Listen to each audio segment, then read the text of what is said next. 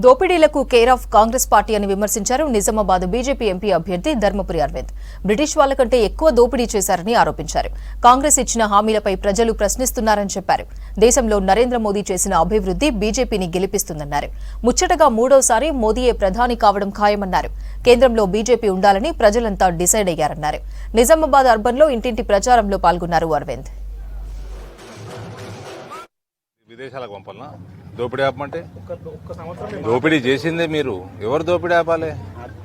ఎవరు ఇలా 2G scam, Commonwealth scam, Bofors scam, coal scam,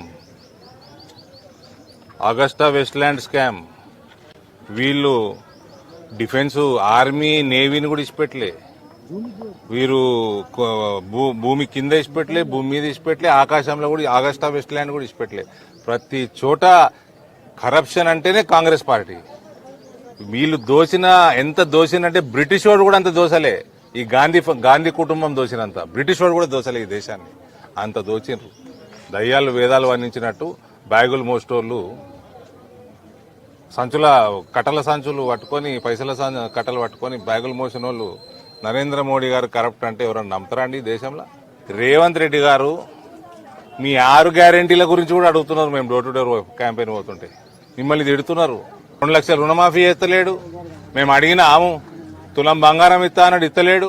ఇవన్నిటి కోసం టాపిక్ డైవర్ట్ చేయనీకే వేరే ఇష్యూస్ అని తీసుకొస్తా ఉన్నారు. ఇవన్నిటికి జవాబులు చెప్పాలి కాంగ్రెస్ పార్టీ వాళ్ళు.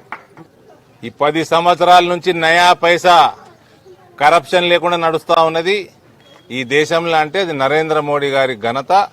ఒక్క రూపాయి అవినీతి లేకుండా లక్షల కోట్ల రూపాయల డెవలప్మెంట్ ఈ దేశం.